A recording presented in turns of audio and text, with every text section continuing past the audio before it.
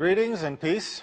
This is Dr. Lawrence Brown with another episode of Interfaith Issues, where we discuss the issues of common interest to the monotheistic religions of Judaism, Christianity, and Islam. Today's episode is going to focus on atheism. I'm going to start with F.W. Norwood's quote, "Life's greatest tragedy is to lose God and not to miss him." Atheists claim that they can explain our existence through science, through the Big Bang, through evolution, and because these explanations satisfy them. Now, I have addressed this before in my talk on the big questions, but I would like to address it again. In a nutshell, the problem is that by these explanations of the Big Bang and evolution, science contradicts science. Why? Because it's a general principle of science to believe in the concept of entropy. Entropy is the principle that everything degenerates into chaos unless it is controlled. Unless there is a higher power exerting control over a process, it degenerates into chaos. Now, it does not matter if you are talking about your child's bedroom, the kitchen sink, or a complex chemical reaction. If there is nothing controlling it, it will degenerate into chaos. If nobody picks up the child's bedroom, it will become a mess. If nobody cleans the dishes in the kitchen sink, they will just pile up. And if nobody controls a chemical reaction, it will do whatever it does, sometimes leading to disaster. If there is no control over a process, it degenerates into chaos. And so, over all processes which lead to an organized result, there is a greater power exerting control over it. We are told to believe that the Big Bang, the most cataclysmic event in history, in which all the matter and energy of the universe drew together into a hyperdense core and exploded outward into a universe that is 240 followed by 21 zeros miles across. And this occurred by chance, and this explosion resulted not in chaos, but in perfection, with balanced orbits, with a billion galaxies, over a billion galaxies, none of them colliding with one another. That's a pretty tall tale. At the same time, we are told that evolution was a process by which, through exposure to the primordial elements, amino acids were derived, basic building blocks of proteins, which developed into a single-cell organism. The single-cell organism evolved over millions of years to the various organisms we now have, and that explains the diversity of life as we know it. Again, another process that, without a higher control overseeing that process, we would expect to degenerate into chaos, not into perfection. And yet this is what atheists believe. The cataclysmic event of the Big Bang, the millions of years of uncontrolled random evolution, led not to chaos, but to perfection. That is pretty unbelievable. It is for that reason that many scientists in recent years have disavowed the concept of evolution and have attached the label intelligent design, a conclusion that none of this could have happened without being overseen by a greater power. Now, there are other issues. For example, evolution or natural selection can explain the diversity of species. It can explain why horses a million years ago were this tall and now they are that tall. It can explain where the dinosaurs came from and where they went to. It can explain many things. But what it cannot explain is the existence of the soul. If you believe in a soul, where did that come from? And how could that possibly have evolved? If you look at a living organism, all living organisms have something else that is undeniable, and that is life. They have life. Where did that come from? When an organism dies, when an animal dies, the organs are frequently still functioning. Brain death is not always instantaneous. If the organs are still functioning, why is the body dead? Where did the life go to? And where did it come from? We as human beings can transplant almost every organ in the body. We can assemble a Frankenstein-like creature, but nobody can give it life. Not all the scientists in the world can assemble the wing of a gnat. We cannot assemble the smallest organism in creation and give it life. Where did that come from? So the theory of evolution can explain many things, but there are also some quintessential elements to life that it cannot explain. Having said that, there's the old and famous quote that there are no atheists in a foxhole, meaning that everybody at some point in their life enters a period of panic, a period where, for whatever reason, they are thrown into panic and desperation. And at those moments, you never find anybody calling upon anything except for their Creator. Oh God, help me. Oh God this, oh God that. But it is always, oh God, even from the lips of an atheist. The English poet, Elizabeth Browning, in The Cry of the Human, had two very beautiful lines. And lips say, God be pitiful, who ne'er said, God be praised. There will come a time when all of mankind stands on the day of judgment, and those who never praised God will ask God to be merciful. They never praised God, but they will ask God to be merciful.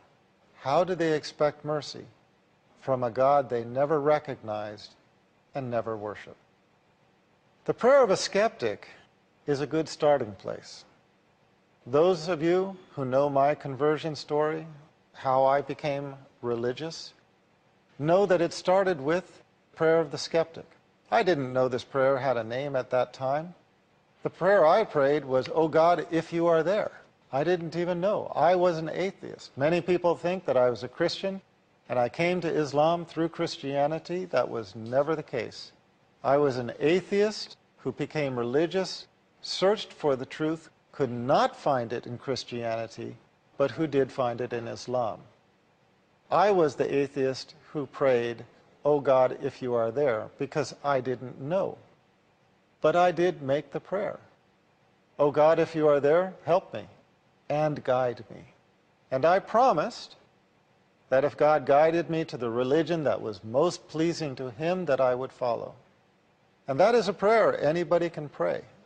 Call upon our Creator in just that way. Our Creator, if you are there, guide me and I will follow. So, we look to the past. We find some famous people speaking on this subject. Francis Bacon, quote, I had rather believe all the fables in the legend and the Talmud and the Al-Quran than that this universal frame is without a mind, stating that he would rather believe everything in all of the books of Scripture than to believe that this vast creation is without a creator. He went on to comment, God never wrought miracle to convince atheism because His ordinary works convince it. The more a person learns about the creation and the intricacies of life, the intricacies of organisms, the more they realize that this could not have happened by happenstance.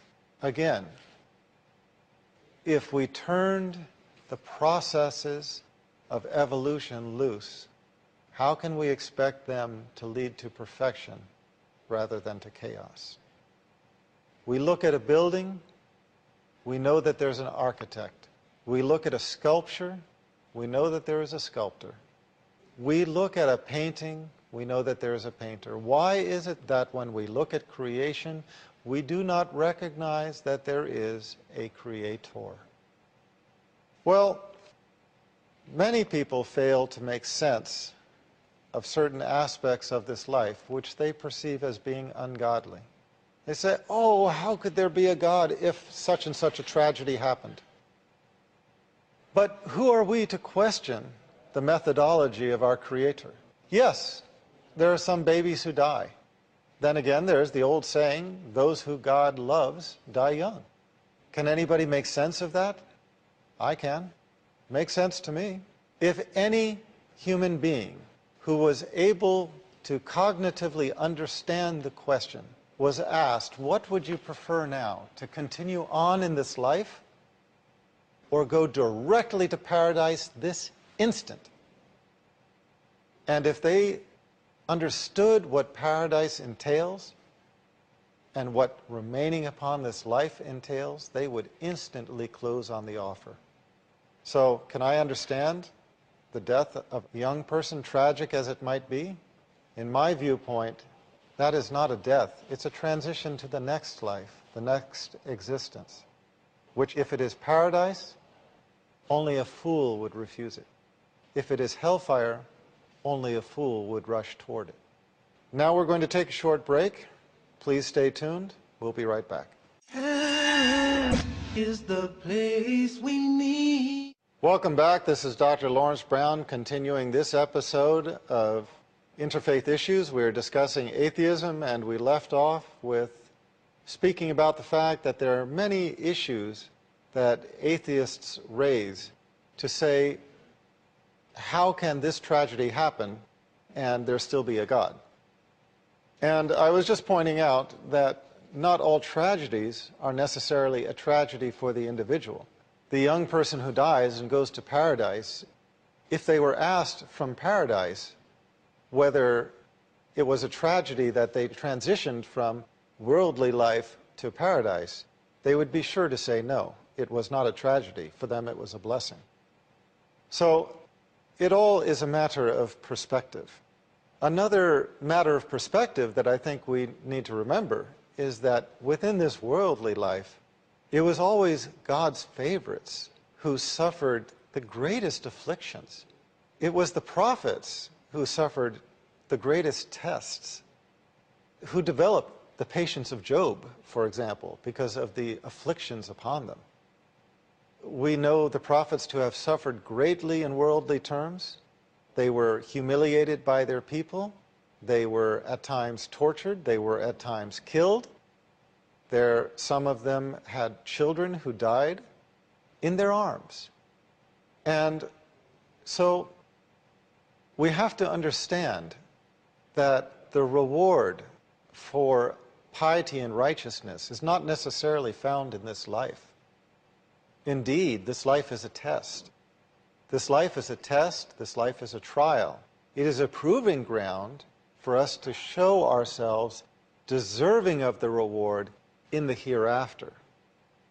But now, if we expect paradise in this life, why should we expect paradise in the hereafter? No. Paradise is something to be earned. And you earn something through difficulty, through overcoming difficulty, not through living life as a party. So, remembering that some of those who suffered the most in this life were in fact the prophets, the favorites of our Creator, reminds us that there might be a higher logic, a higher understanding to the events that we look at and consider as being tragic. Maybe there is another way of looking at them which makes godly sense. And it is finding that way of looking at them that helps a person to make sense of not only God, but His creation and our purpose of being. One thing I would point out is that nobody concludes a happy event with a tragedy and considers it a good day. Nobody goes out to a wonderful night on the town, gets mugged at the end of it, and concludes, wow, that was great, I want to do it again.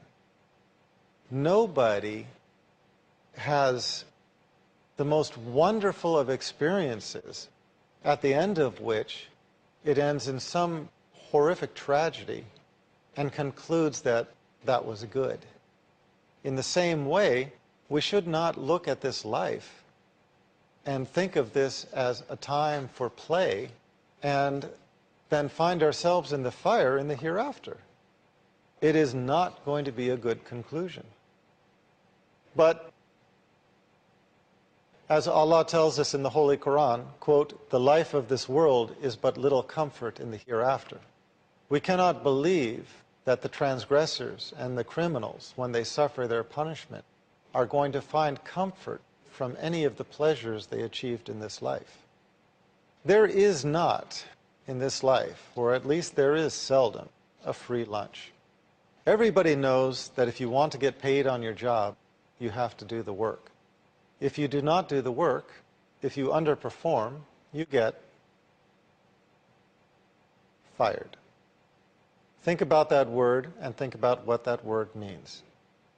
Where did that word come from? Words do not come from nowhere. A product that is not satisfactory is recycled or destroyed. If we are the creation, we are the product. And if we are not satisfactory, it makes sense that we are the ones who will be in the fire. Again, to quote the Holy Quran, "And I have not created," this is Allah speaking, "and I have not created jinns and men except that they should serve," and some translations render this, "worship me." So that is our job description, our purpose for existence, to serve and worship our Creator. As Francis Bacon commented, quote, "They that deny a God destroy man's nobility. For certainly man is of kin to the beasts by his body, and if he be not kin to God by his spirit, he is a base and ignoble creature." So, I think it's important to realize atheism as a belief. We recognize it, we know it's there, but we ask God to save us from it. As I mentioned before, if you don't have baseline belief in God to begin with, it's difficult to pray to something you don't believe in. But how will it hurt anybody who is sincere to pray and ask our Creator if He is there? O God, O our Creator, if you are there, guide me to the religion of truth. If you are there. And if you are there, and if there is a religion of truth, I will follow. How is that going to hurt anybody to pray that prayer? And if you pray it with sincerity, how is it possible to conceive that our Creator would not answer that prayer? We should rightfully move on from this point to discussing not atheism, but agnosticism. And although agnosticism is not a creed, but rather a method, it's a very misunderstood concept. The concept of agnosticism is not belief in God, but not knowing how to believe in God. No, rather the concept of agnosticism is agnostis, not knowing, not being able to prove. You know, from the Latin, the A is negating, Gnostic is certain knowledge. It is basically saying that you cannot prove the existence of God. By this definition, which is not the dictionary definition, but it's the definition according to Thomas Huxley, the one who originated the term, by this definition, a person can be Christian, a person can be Jewish, a person can be Muslim, and still be agnostic in the sense that they recognize God, they believe in God, they serve and worship God, but they do not believe that they can prove the existence of God to another. That is something that has to come from God himself. What brings certainty of God's existence into a person's heart and into a person's mind?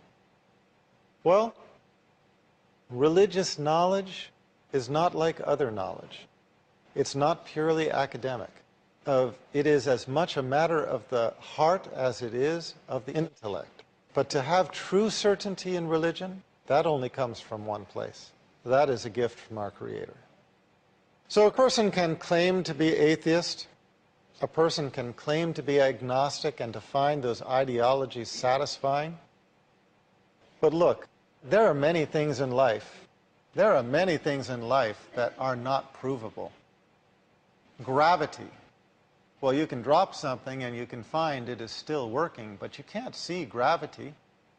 By definition, you can't see a black hole, although you can see the evidence that points to its existence. You cannot prove your hunger drive. You cannot prove your headache. You can show the symptoms of it, but you cannot prove it. We arrive at the belief in gravity, entropy, black holes, our emotions, our feelings, and so on, because we either experience them directly or because the overwhelming evidence points to them. And in the same way, I would suggest that the overwhelming evidence points to the existence of a Creator. A Bedouin once asked why he believes in God. And he just answered simply, you know, if I see hoof prints, I know that there has been a sheep or a goat. If I see camel footprints, I know there has been a camel. And if I see footprints, I know there has been a human being. And if I look at creation, I know that there is a Creator. Well, for those who are uncertain, don't try to solve it yourself. Don't agonize over it. Pray for our Creator to solve it for you. Again, oh God, if you are there. Well, in the same way that we accept gravity, entropy, absolute zero, black holes, the hunger drive, etc., I hope we all someday arrive at accepting the existence of God. And should we do so, the next question then is how to travel down the chain of continuity and revelation and arrive at the religion of truth. That is much of what I have spoken about and what I will speak about in other episodes of this series, Interfaith Issues. So I thank you for being with me tonight or today, and hope that you will join us next time. This is Dr. Lawrence Brown. Until next time, this is Dr. Brown sending you the greeting of peace.